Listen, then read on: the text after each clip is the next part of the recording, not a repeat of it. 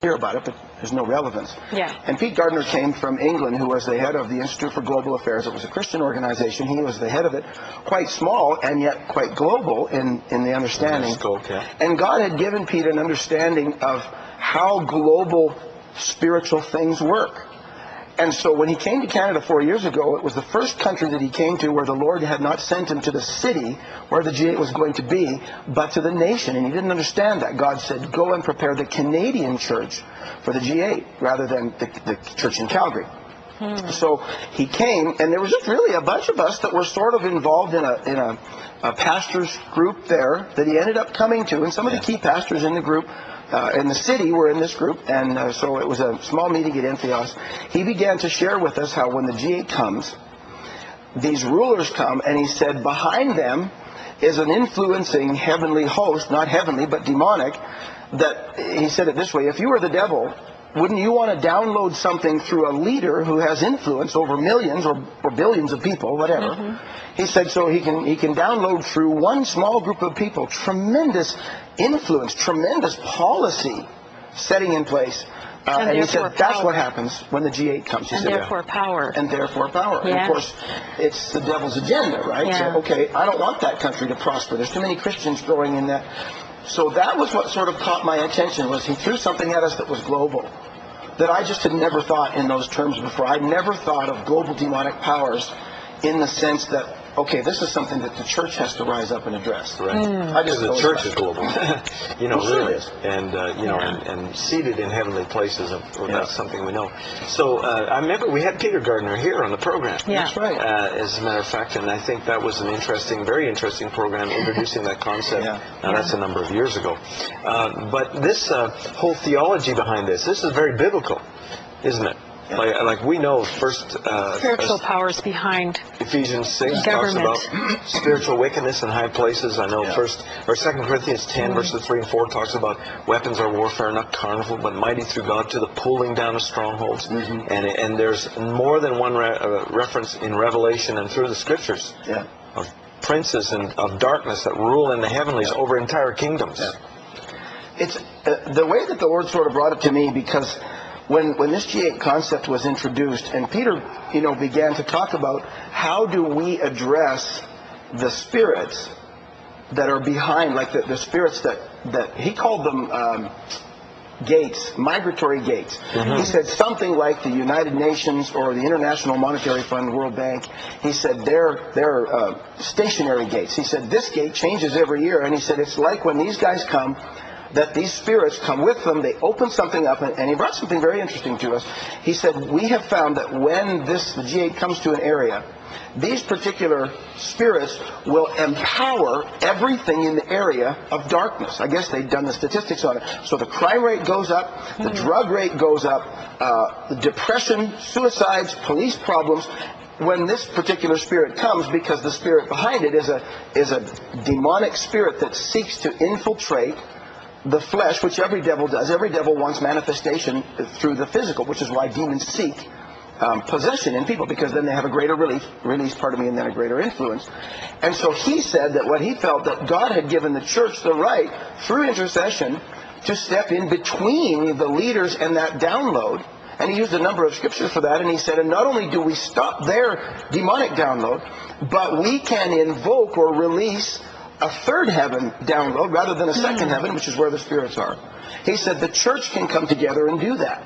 Wow. And so, you understand it theologically. All you can do is go to Bible school and understand, we have authority over the devil. Yeah. But to ramp it up 2 or 3 levels, where all of a sudden we're talking about spirits that control nations, as you just mentioned there, is a whole other thing.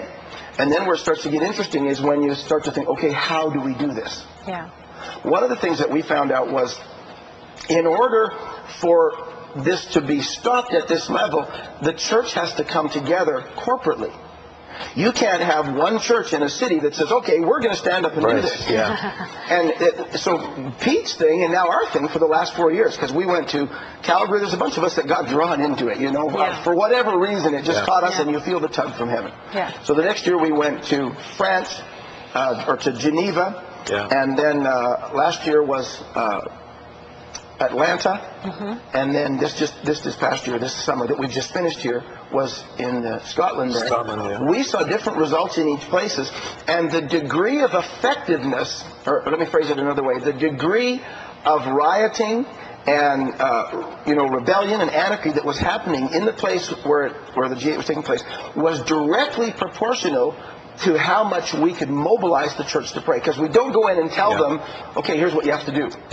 You sort of go in as a consultant, like Pete did with us, and say, here's what's coming, and you try and mobilize enough of the people. And to the degree that you can mobilize the church in that city, region, country, is also the same degree that you see peace in the natural and all this lack of rioting, and you actually see the agenda of the G8 leaders change. You've seen that 3 different times. The first one in Calgary, they said there was between 30 and 50 million people. Now, I use that broad band.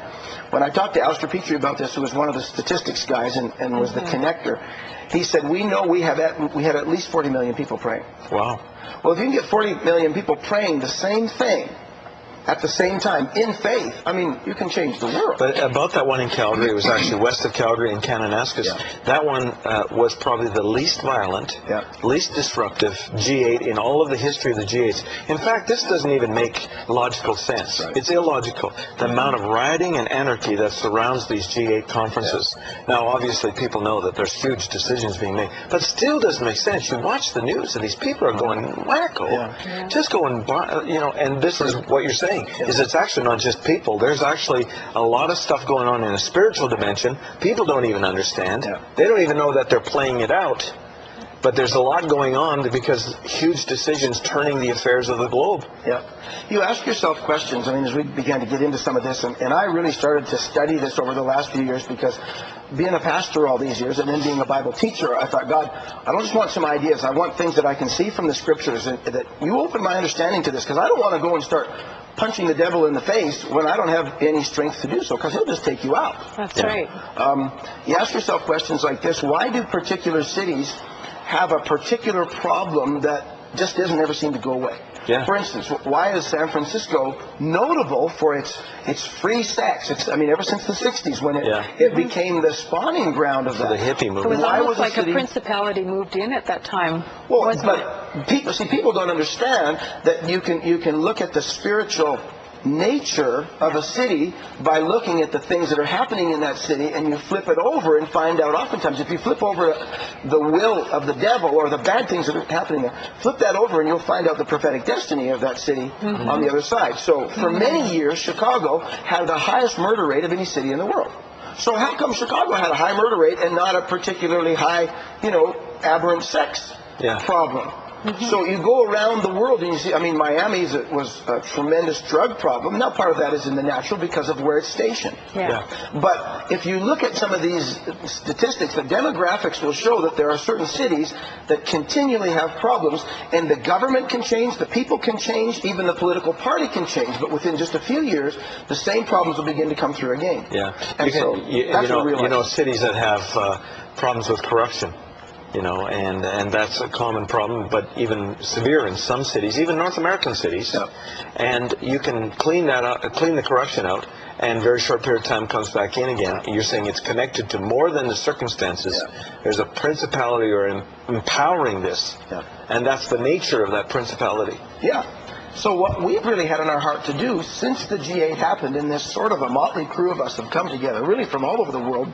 We've got people from Japan, from Alaska, from Canada, from the UK, from the Middle East, and come together. It's almost like God kind of puts you together, and you look around, and the diversity of the strengths of the group is very interesting.